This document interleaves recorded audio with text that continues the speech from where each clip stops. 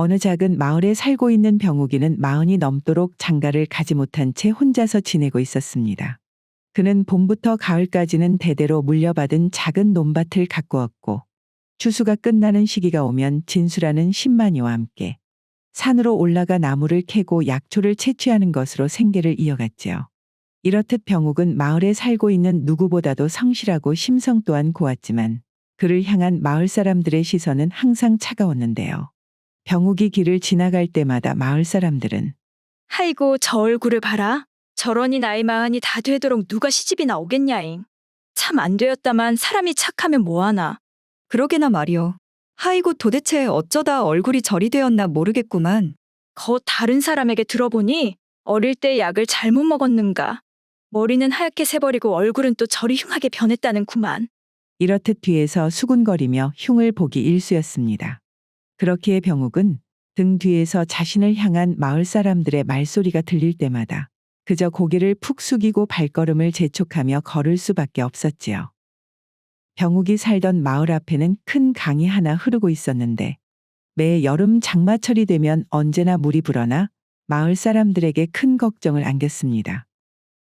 그해 여름도 장마가 시작되고 연일 쏟아지는 비에 병욱은 논밭에 나가지도 못한 채 며칠째 집에 머물러 있어야 했지요. 아이고, 참말로 올해는 예년보다 비가 더 내리는 것 같구만. 도대체 언제나 그치려고 그렇게 온다냐? 이후 마침내 장맛비가 그치자 병욱은 집 근처 강가 주변도 정리하고 또 오랜만에 바람도 좀 쐴 겸 해서 강가로 나갔는데요. 그는 한참 동안 주변을 둘러보며 강가를 정리하고 있던 와중에 강물 위에서 무언가 둥둥 떠내려 오는 것을 발견했습니다. 아니, 저것은. 처음에는 그저 통나무가 떠내려오는 줄 알았지만 가까이 다가가 보니 작은 노루 한 마리가 흙탕물 속에서 허우적거리며 힘없이 떠내려오고 있었지요. 저 노루도 생명이 있는 것인데 내일이 두고 볼 수가 없지. 병욱은 주변을 둘러보다 긴 장대 하나를 발견하고는 강 가장자리로 가 장대를 이용하여 조심스럽게 노루를 끌어올렸습니다. 노루는 땅으로 올라오자마자 오랜 시간 물에서 허우적거리느라 모든 힘을 쓴 것인지 몸을 축 늘어뜨린 채로 그저 땅에 누워있을 뿐이었지요. 노루를 강물에서 구한 뒤 병욱은 다시 강가로 눈을 돌렸습니다. 이왕 장대를 발견했으니 좀 더 기다려보는 게 낫겠구만. 혹시 아는가 또 떠내려오는 것이 있을지. 그리고는 한참을 다시 강물을 바라보는데 이번에도 무언가가 물살을 타고 내려오는 것이 보였지요.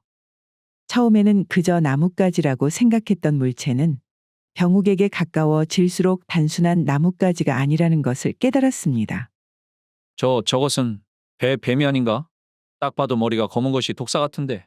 아이고, 저거는 그냥 내버려 두는 게 나을지 모르겠구만. 뱀이 힘이 빠져 흐느적거리며 떠내려가자 그것을 보고 연민에 빠진 병욱은 마음이 바뀌기 시작하였고 아이고, 그래도 생명은 다 같은 생명인데. 안 되겠구만. 저 독사도 구해줘야지. 결국 병욱은 다시 장대를 강물에 뻗어 뱀을 조심스레 건져 올렸습니다. 힘이 빠진 독사는 그저 축 늘어져 있을 뿐이었고 병욱은 독사가 그를 해칠 여력이 없음을 확인하고는 강가 한쪽에 뱀을 놓아두었지요. 그리고 병욱이 집으로 돌아가려는 순간 병욱의 등 뒤에서 또 다시 뭔가 허우적거리는 소리가 들리기에 고개를 돌려 강을 확인해 보니 이번에는 젊은 사내가 떠내려가는 것이 아니겠어요? 오메. 사람 아닌가 저것이 큰일이구만. 병욱은 급히 장대를 잡고 다시 강물로 가서 위험을 무릅쓰고 간신히 사내를 구했습니다. 강가로 올라온 사내는 거의 의식을 잃기 직전이었고 가쁜 숨을 내쉬고 있었지요. 이 이복에 정신 차리게나. 이제 살았으니 조금만 더 힘내시게. 고맙습니다. 사내는 고개를 약하게 끄덕이며 힘없이 중얼거리고는 금세 의식을 잃었습니다. 강가에서 노루, 뱀, 그리고 사람까지 구해낸 병욱은 그들을 급히 집으로 옮겼습니다. 가장 먼저 의식을 잃고 있는 사내를 방으로 데리고 가 이부자리를 깔고 그를 눕혔지요. 아이고, 젊은 사내 같은데 조금만 더 늦었으면 참말로 큰일 치를 뻔했구만. 그래. 가만히 있어보자. 일단 이럴 게 아니라 다른 짐승들도 얼른 옮겨야겠는디. 그리하여 병욱은 노루를 집안 부엌으로 데리고 와 마른 짚을 깔아둔 후 그곳 위에 올려두었고 마지막으로 뱀은 집 옆에 집단을 깔고 나뭇가지로 조심스레 옮기고는 집단 위에 올려놓아 두었습니다. 이후 다시 병욱은 그 사내의 곁으로 가 밤이 깊도록 사내의 곁에서 그의 상태를 살피며 자리를 지켰지요. 강물에서 사내를 구한 지 이틀째 되는 날, 병욱은 여느 때처럼 새벽에 일어나 집안을 둘러보았습니다. 먼저 부엌으로 가보니 노루의 모습이 보이지 않았지요. 그래 정신을 차리고 거 산으로 갔나 보구만. 노루가 사라진 것을 본 병욱은 간밤에 노루가 기운을 차리고 집을 떠났을 것이라고 생각하며 안심을 했습니다. 그리고는 바로 뱀을 확인하기 위해 집 옆으로 발걸음을 옮긴 병욱. 그는 뱀 역시도 이미 사라져 있는 것을 확인하고는 작게 웃으며 중얼거렸지요. 허허. 거 독사 녀석도 이렇게 떠나버렸구만. 녀석. 밤새 자고 있는 나를 물지 않았으니 그것으로 나에게 고마움을 표했다고 생각해야겠지? 노루와 뱀이 모두 제 갈 길을 떠난 것을 확인한 병욱은 다시 방 안으로 돌아갔습니다. 방 안에는 이틀 동안 의식이 혼미했던 사내가 이제야 정신이 드는지 병욱을 보자마자 몸을 일으켜 세우고는 하이고 어르신. 어르신이 아니었으면 저는 이미 죽은 목숨이었을 겁니다요. 어르신은 제 생명의 은인이십니다. 아니 내가 한 일은 별게 아니구만. 누구라도 강에서 사람이 떠내려오는 것을 봤으면 똑같이 했을 것이야. 그나저나 자네는 어쩌다 그렇게 강에 휩쓸리게 되었는가? 저는 봉섭이라는 나그네입니다요.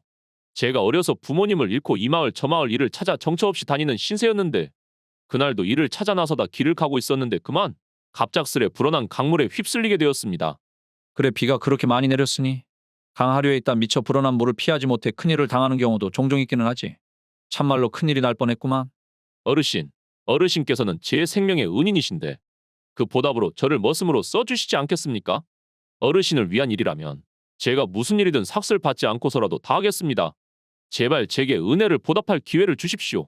자네도 보다시피 이 살림에 무슨 머슴이 필요하겠는가? 여기는 나 혼자면 족하니 괜히 부담 갖지 말게나. 머슴으로 받아달라는 봉섭이의 말에 병욱은 처음에는 손사래를 치며 거절했습니다.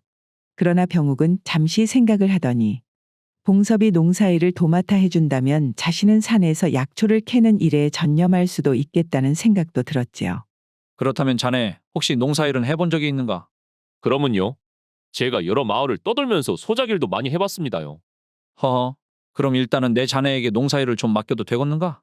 그리고 앞으로는 어르신이 아니라 그저 병호가제라고 불러도 될 것이네. 이래 보여도 이제 막 마음 받게 되지 않았구만. 워우 오메. 마음밖에 말입니까? 알겠습니다요. 병욱이 아재. 저한테 기회를 주셔서 참말로 감사하구만요. 그렇게 봉섭이 병욱의 집에 머물기로 한 뒤부터는 두 사람의 삶은 한층 활기를 띠기 시작했습니다. 봉섭이는 아침부터 해가 질 때까지 논에서 열심히 일을 했고 그 사이 병욱은 약초를 캐기 위해 매 겨울마다 같이 산에 올랐던 신만이 진수와 함께 약초를 캐러 다녔지요. 그리고 해가 지고 저녁이 되면 병욱과 봉섭은 함께 저녁을 먹고 밤이 되면 병욱이 직접 빚은 술을 나눠 마시곤 했습니다. 하이고 병욱이 아재. 이 술이 이거 아주 기가 막힙니다요. 이 술을 직접 빚으셨다니 도대체 이런 것은 어디에서 배우셨습니까요? 허허. 산에 다니는 생활을 오래 하다 보니 자연이 익힌 것이지. 오래 혼자 살다 보니 나만의 방법을 만들어 술을 빚은 것인데. 아 평생 혼자만 마시다? 이렇게 자네랑 둘이 마시게 되니 술맛이 아주 각별하구만. 그렇게 두 사람은 웃음소리로 작은 집안의 생기를 가득 채워나가며 하루를 마무리하는 평화로운 동거 생활을 이어가기 시작했지요. 봉섭이 병욱의 집에 살게 된 지도 한 달이 지나자 마을 안에는 봉섭이 소문이 퍼져나가기 시작했습니다. 특히 봉섭이의 몸집이 듬직하며 힘이 장사라는 이야기가 돌자 마을 처자들의 시선이 봉섭이에게 집중되었는데 그 중에서도 병욱의 건너집에 살고 있던 춘심이라는 처자가 유독 봉섭이에게 관심이 많았지요. 병호가제, 집에 계십니까요? 아니 이것이 누구여 춘심이 아니냐? 네가 무슨 일로 우리 집에 다 찾아왔냐이? 병욱이 아재거, 제가 마침 떡을 좀 해서 가지고 왔는디. 어떻게 입에 맞을란가 모르겠구만이요. 이것이 뭔 떡이 돼. 참말로 별일이구만. 네가 나한테 떡을 다 가져오고 말이오. 거 이것이 병욱이 아재 드시라고 가져온 것도 있지만 저거 무엇이냐? 새로 오신 분 드시라고 가지고 온 것도 있구만이요. 워우 오메. 저 말입니까요? 잘 먹겠습니다. 제가 참말로 떡을 좋아하는디. 봉섭이 춘심이에게 감사 인사를 건네자 그녀는 부끄러운 듯 얼굴을 붉히고는 집으로 돌아갔습니다. 그나저나 아재. 참말로 아재가 인품이 좋기는 한가 보구만요. 아 이웃들이 이렇게 먹을 것을 가져다 주니 말이어요. 아이고 이 눈치 없는 친구야. 이 떡은 나를 위해서가 아니라 자네를 위해서 가지고 온 것이라네. 내가 평생 이 마을에서 살면서 저 아이가 떡은커녕 식은밥 한 번 가져온 적이 없었는데 이렇게 떡까지 가지고 온 것을 보니 자네에게 마음이 있는 것이 틀림없네. 병욱의 말을 들은 봉섭이는 어쩔 줄 몰라 하며 얼굴이 금세 붉어졌습니다. 아니, 아재 그런 농담은 하지 마십시오. 제가 저런 미인에게 관심을 받을 이유가 없지 않습니까요? 농담이 아니라네 이 친구야. 자네가 이렇게 듬직하고 성실하니 저 춘심이 같은 처자도 관심을 보일 만도 하지. 그나저나 어쩐가 자네도 춘심이가 싫은 것은 아니겠지? 그 말을 들은 봉섭이는 부끄러워졌는지 그의 얼굴은 귀 끝까지 붉어졌고 그 모습에 병욱은 더욱더 장난스럽게 웃기 시작했지요. 며칠 뒤 어느 날 새벽, 병욱이는 마당에서 나는 희미한 소리에 잠에서 깨어났습니다. 그가 무슨 소리가 난 건지 궁금한 마음에 옷을 걸쳐 입고 마당으로 나가니 그곳에 서 있는 것은 다름 아닌 병욱이 구해준 노루였지요. 이것이 뭔 일이냐? 너는 내가 강물에서 건져줬던 그 노루가 아니냐? 노루는 병욱이에게 천천히 다가와서는 그의 옷소매를 끌기 시작했는데요. 갑자기 왜 그러느냐? 지금 나를 보고 따라오라는 것이냐? 병욱은 잠시 망설였지만 노루가 분명히 자신을 찾아온 이유가 있을 것이라고 생각을 하며 뒤따랐습니다. 노루는 그런 병욱을 이끌고 인적이 드문 산속 깊은 곳으로 들어갔지요. 길은 점점 좁아졌고 안개는 점점 짙어졌지만 노루는 쉬지 않고 산길을 오르더니 어느 순간 한 곳에서 멈춰서고는 갑자기 앞발로 땅을 긁기 시작했습니다. 순간적으로 이곳에 뭔가가 있다고 직감한 병욱이 역시 노루가 땅을 긁은 장소를 파보니 그곳에는 바로 웜에 이럴 수가. 이것이 꿈이냐? 생시냐? 병욱의 눈앞에 나타난 것은 무려 어린아이 팔뚝만한 산삼이었고 그것은 크기와 모양만 봐도 엄청난 가치를 지닌 것이란 것을 알 수 있었습니다. 이후 노루가 가리키는 대로 땅을 더 파보니 놀랍게도 그곳에는 무려 20뿌리가 넘는 산삼이 묻혀 있었지요. 이런 귀한 것을 어떻게 찾았단 말이냐? 내가 강에서 너를 건져준 것이 이렇게 돌아올 줄이야. 내 생각도 못했는데 정말 고맙구나. 병욱은 조심스레 산삼을 수확하고는 그것을 집으로 가지고 와 어떻게 사용할지 고민에 빠졌습니다. 항상 알뜰하게 살아왔던 그였기에 이런 큰 행운에도 흔들리지 않고 크게 욕심을 부리지 않기로 결정을 했는데요. 그는 자신이 가지고 온 산삼 중에 10뿌리의 산삼만을 평소 거래하던 약재상에 팔았고 그 돈으로 집의 창고를 늘리고는 넓은 농과 밭을 산 후에 나머지 산삼 10뿌리는 따로 보관을 하기로 했지요.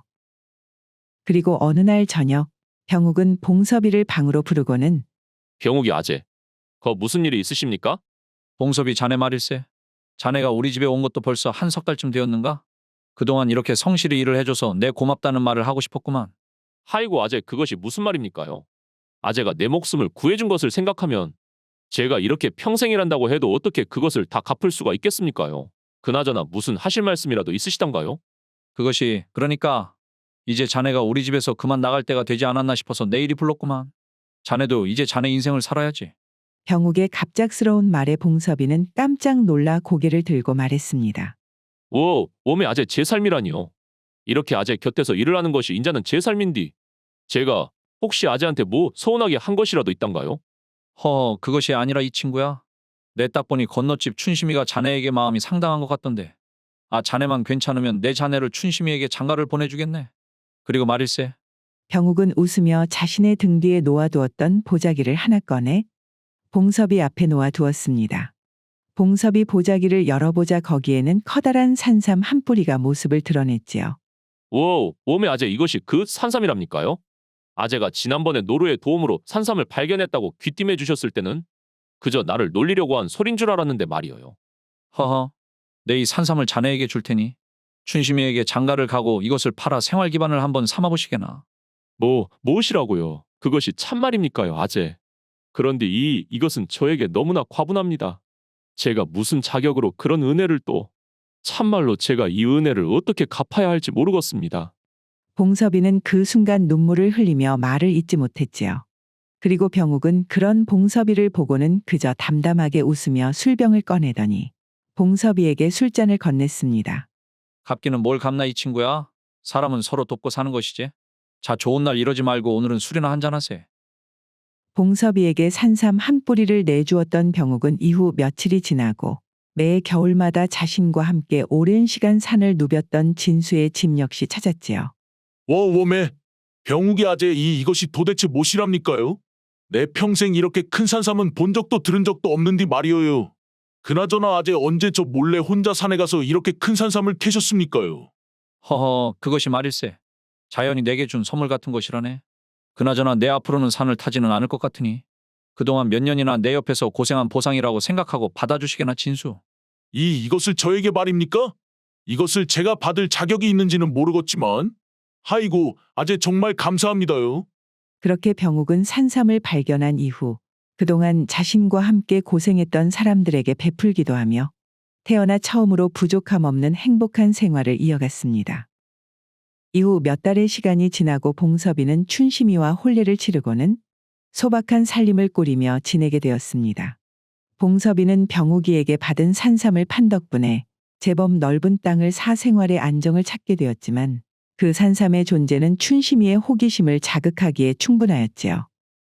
그러던 어느 날 서방님, 그 병욱이 아재는 도대체 어떻게 그렇게 부자가 되었길래 서방님을 다 도와주셨단가요? 그게 말이오. 아재가 예전에 노루를 강에서 구해준 적이 있었는데 그 노루가 은혜를 갚는다고 산속에서 큰 산삼이 있는 곳을 알려주었다고 하는구만. 춘심이는 봉섭이의 뜻밖의 이야기에 한참을 웃으며 말을 이어갔습니다. 하이고 세상에. 내 이런저런 많은 이야기를 들어보았지만 그런 터무니없는 이야기는 또 처음이구만요. 한낱말 못하는 짐승이 은혜를 갚아서 부자가 되었다는 말씀을 하시는 거래요? 지금? 마누라, 나도 그 이야기가 어떻게 들리는지 모르는 것은 아닌디 말이오. 막말로 나 역시 병욱이 아재가 강에서 구해주신 데다. 또 그 아재 성격상 절대 거짓말 할 사람이 아니라는 것은 우리 둘 다 아는 사실 아닌가? 봉섭이 진지하게 말을 꺼내자 춘심이는 잠시 생각에 잠기더니 조용히 중얼거리기 시작했지요. 참말로 아깝구만요. 참말로 아까워. 그 돈이 우리한테 있었으면 기와집도 짓고 좋은 옷도 사 입으며 평생을 걱정 없이 살 텐디. 저 일밖에 모르는 병욱이 아재 손에 있으니 돈이 아주 값어치 없이 묻히는 것 아닙니까요?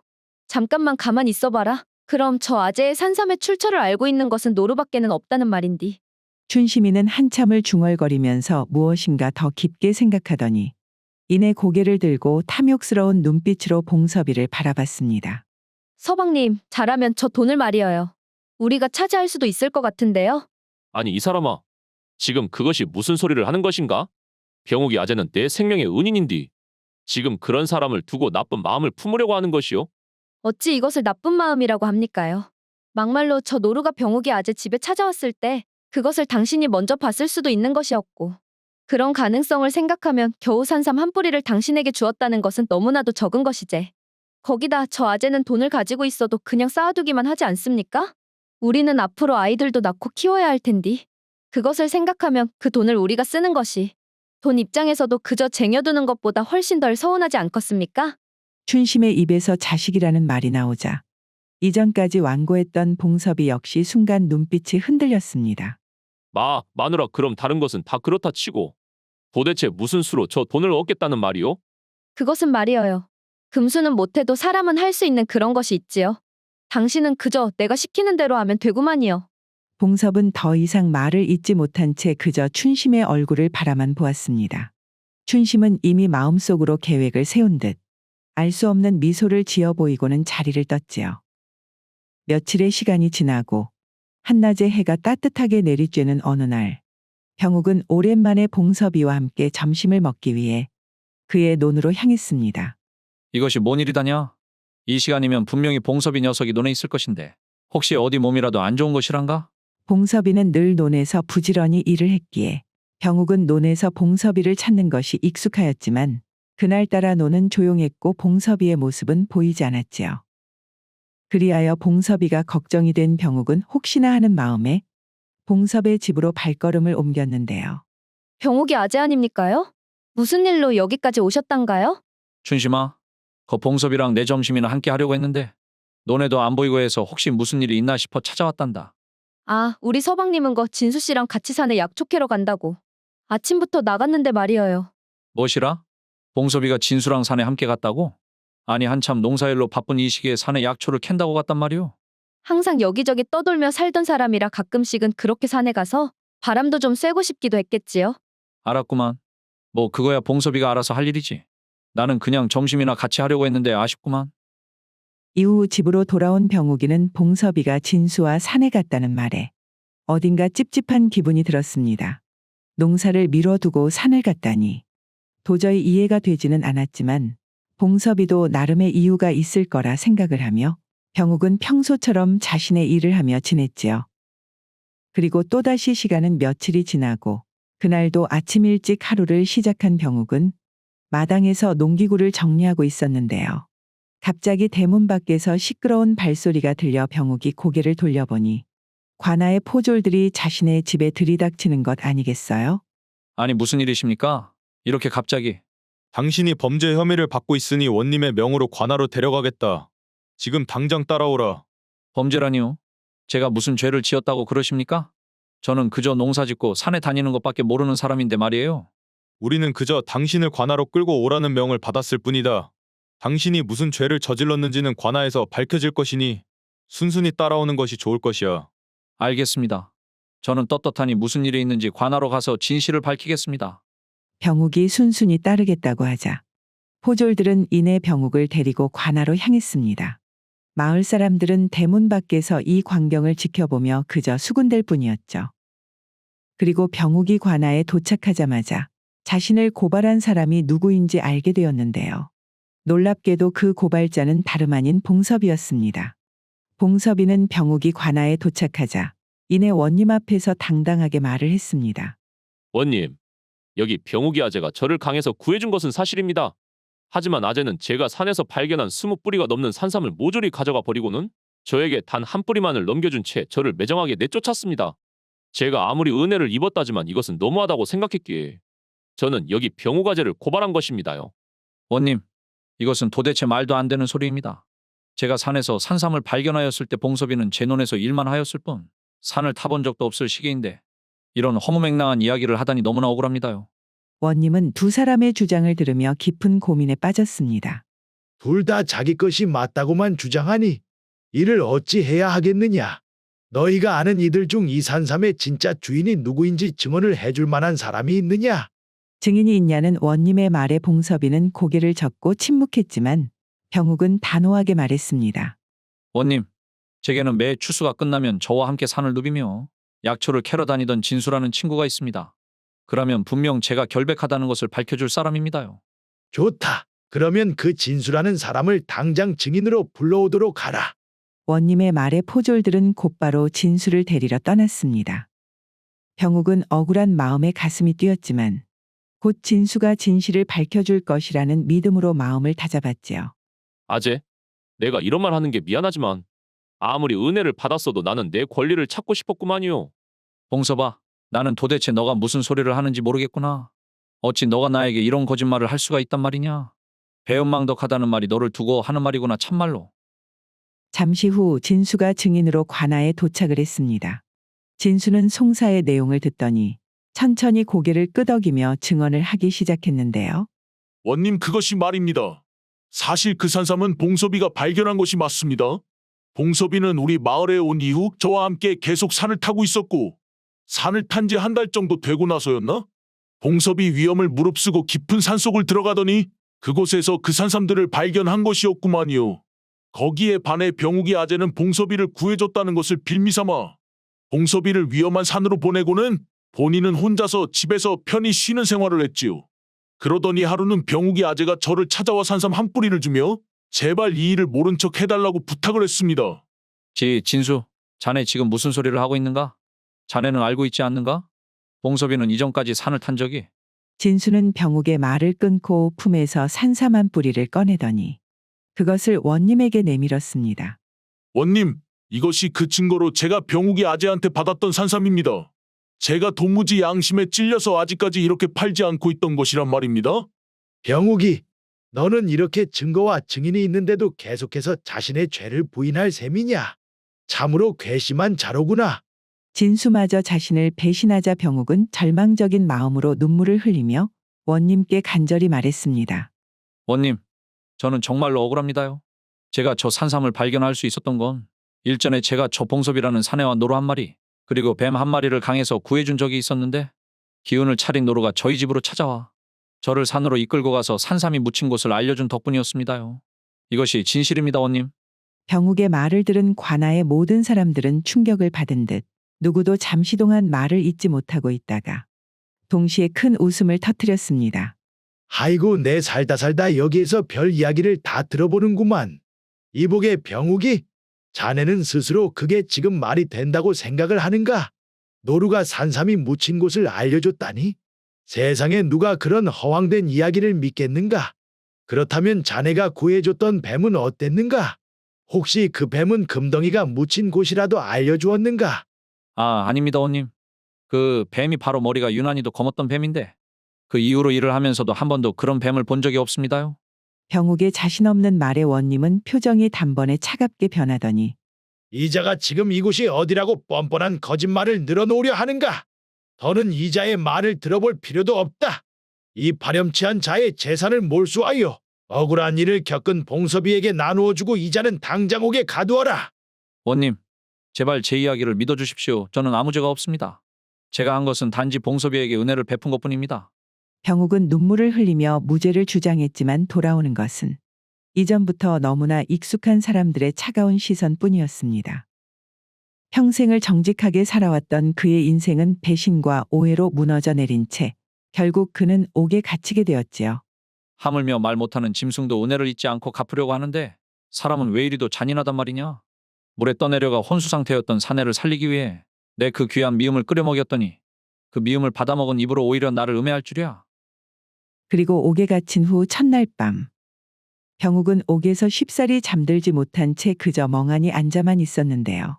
갑자기 바닥에서 뭔가 스르륵 기어오는 소리가 그의 귀를 잡아당겼고 그것이 무슨 소리인지 소리를 쫓아 고개를 돌려보니 옥문의 틈새로 스르륵 들어오는 뱀 한 마리를 볼 수 있었지요. 병욱은 그 뱀을 보자마자 한눈에 알아보았습니다.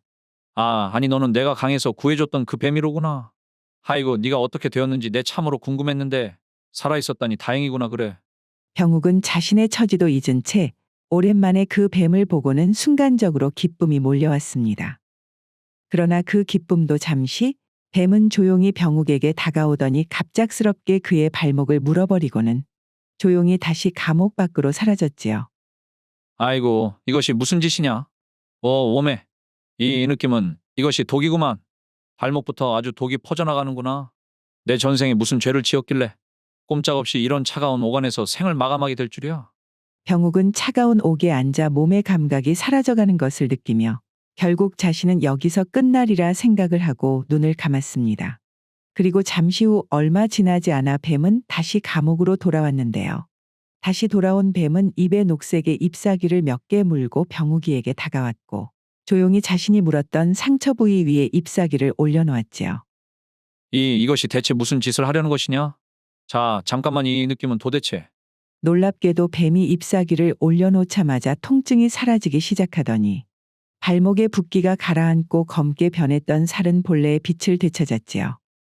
나도 약초쟁이로 매 일을 해왔지만 이런 잎은 또 처음 보는구만. 대체 이런 약초가 있었다니. 뱀은 상처가 잎사귀로 나아지는 것을 보자 병욱을 한번 쳐다보고는 감옥 밖으로 모습을 감추었습니다. 병욱은 발목을 매만지면서도 도대체 왜 일부러 뱀이 이곳까지 와 자신을 물고 또 치료를 해주었는지 밤이 깊도록 생각을 해보았지만 도무지 알 수가 없었지요. 다음 날 아침 관아 전체가 갑작스러운 소동으로 떠들썩하여 감옥 안에서도 그 웅성거리는 소리가 들릴 정도였습니다. 그 소리에 궁금증이 생긴 병욱은 감옥을 지키고 있던 포졸에게 물었지요. 이보시오. 도대체 무슨 일이길래 밖에 일이 시끄럽소? 원님께서 아침에 독사에 물리셨다고 하는구만. 상태가 심상치 않은 것 같은데 이거 큰일이 나겠어. 그 말을 들은 병욱은 눈이 번쩍 뜨였고 이제야 어젯밤에 왜 뱀이 자신을 찾아왔는지 의문이 풀리기 시작했습니다. 포졸 양반. 저를 원님께 데려가 주시오. 제가 원님을 고칠 수가 있구만요. 지금 도대체 무슨 헛소리를 하는 거냐? 네가 감히 원님을 고친다고? 죄수 주제에 웃기는 소리 하지 마라. 포졸 양반. 지금 이 상황에서 제가 거짓말을 한다면 무슨 벌을 받을지 모를 리가 있겠습니까? 지금 이것이 사람 목숨이 걸린 일이니 제발 저를 믿고 원님께 한번 데려가 주시오. 포졸은 병욱의 진지한 태도에 잠시 망설였지만 관아에서 원님의 신음소리와 다급한 소리들이 들려오자 한숨을 쉬며 말했습니다. 좋다. 네 말을 믿고 한번 데려가 주겠다. 하지만 만약 네가 지금 나를 속이려 든 것이면 그 자리에서 목숨을 잃을 각오를 해야 할 것이야. 그 각오는 이미 되어 있어. 병욱은 원님이 누워있는 방으로 들어가자마자 상황의 심각함을 실감했습니다. 원님의 얼굴은 창백했고 물린 발목은 시뻘겋게 부어올라 있었기에 병욱은 재빨리 뱀에게서 받은 잎을 꺼냈지요. 원님, 이 잎을 상처에 잠시 대고 있겠습니다. 조금만 기다려 주십시오. 병욱이 뱀에게 받은 잎을 원님의 발목에 올려놓자 붉게 부어올랐던 발목은 서서히 가라앉기 시작했습니다. 붓기는 금세 줄어들고 퍼지던 검풀은 독자국도 서서히 옅어졌지요. 이게 대체 무슨 일이냐? 이 잎은 대체 어디서 가져온 것이냐?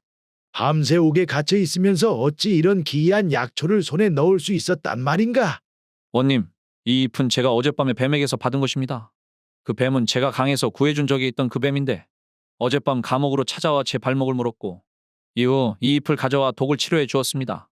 자네가 말한 그 뱀이 머리가 유난히 검었던 그 뱀이구나.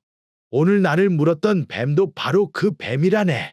그렇다면 이럴 수가. 자네가 말한 것이 정말로 사실이었구만. 그래. 내가 자네를 믿지 못하니 그 말 못하는 뱀이 스스로 자네 말이 사실이었다는 것을 증명하기 위해 나를 문 것이었어. 자네를 믿지 못하고 옥에 가두다니 내 참으로 미안하네. 원님, 너무 개의치 마십시오. 제가 이제 와 생각을 해보아도 그 상황에서는 누구나 원님처럼 판단을 내렸을 것입니다. 오히려 지금이라도 제 말을 믿어주시니 그것만으로도 감사할 따름입니다. 병욱이 자네는 참으로 넓은 마음을 가졌구만. 내가 자네를 잘못 보았어. 내 오늘 이 자리에서 자네의 억울함을 풀어주겠네. 자네의 재산도 돌려주고 자네에게 누명을 씌운 자들 역시 반드시 벌할 것을 약속하네. 병욱이는 조용히 고개를 끄덕이며 원님께 감사함을 표했습니다. 그의 마음속에는 하루 동안 쌓여 있었던 억울함이 눈 녹듯 사라지는 듯한 안도감이 밀려 들어왔지요. 이렇게 마침내 진실이 밝혀지자 봉섭, 춘심 그리고 진수는 모두 병욱을 속이고 그의 재산을 갈취한 죄로 옥에 갇히게 되었습니다. 자신을 구해준 은인을 배신하고 거짓으로 죄를 씌운 너희들 모두 중형을 면하지 못할 것이야. 사람이 은혜를 모르는 것도 정도가 있지 괘씸한 놈들. 그리고 원님은 억울하게 빼앗겼던 병욱의 재산을 다시 그에게 돌려주었지요. 그렇게 무사히 재산을 돌려받은 병욱이었지만 그의 마음속에는 여전히 씁쓸함이 남았는데요. 그래도 빨리 돈을 회수하여 다행이구만. 그래. 그럼 병욱이 자네 이제부터는 어떻게 할 셈인가? 그것이 제가 생각을 해보았는데 산으로 들어가서 한번 살아볼까 합니다요. 사내 말인가? 갑자기 그것이 무슨 말인가 자네? 내가 자네에게 한 것이 있으니 앞으로는 자네와 자주 왕래하며 내 마음의 짐을 좀 덜 수 있겠거니라고 생각했는데 갑자기 산이라니. 그것이 원님, 저는 이제 더 이상 이곳에서 살고 싶지 않습니다요. 사람들은 제 생김새가 조금 다르다는 이유로 저를 차별하고 하물며 좋은 마음으로 은혜를 베풀었음에도 배신으로 갚는데 이제는 무서워서 그들과 함께 마음 편히 살아갈 수 없을 것 같습니다. 병욱이 세상에 그런 악한 사람들만 있는 것은 아니네만 자네가 당한 일을 생각하면 그런 생각을 하는 것이 무리도 아니겠구만. 오히려 이번 일을 통해 말 못하는 동물들이 내 생김새가 그들과 완전히 다름에도 저에게 받은 은혜를 어떻게든 갚으려고 하는 것을 보고 차라리 말이 안 통하더라도 산속에 들어가 그네들과 함께 살아보는 것이 마음은 편할 수 있겠다는 생각이 들었습니다요. 원님에게 그 말을 남기고는 병욱이는 마을을 떠나 깊은 산속으로 들어갔습니다. 그는 사람의 발길이 닿지 않는 숲 한가운데 작은 초가집을 짓고 자연을 벗삼아 살기로 다짐했지요. 이제 병욱이의 곁에는 사람들의 수군거리는 소리 대신 새소리와 바람소리 그리고 맑은 시냇물 소리가 흘렀고 그는 숲에서 나무를 캐고 산새와 짐승들을 보며 조용히 삶을 마무리할 때까지 자연과 더불어 살았다고 합니다.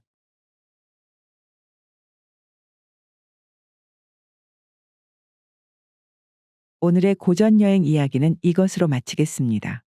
오늘도 부족하지만 긴 영상 봐주신 여러분들께 감사드리며 항상 가정의 평안이 깃들기를 바라겠습니다. 그럼 저는 다음 영상으로 다시 찾아뵙겠습니다. 감사합니다.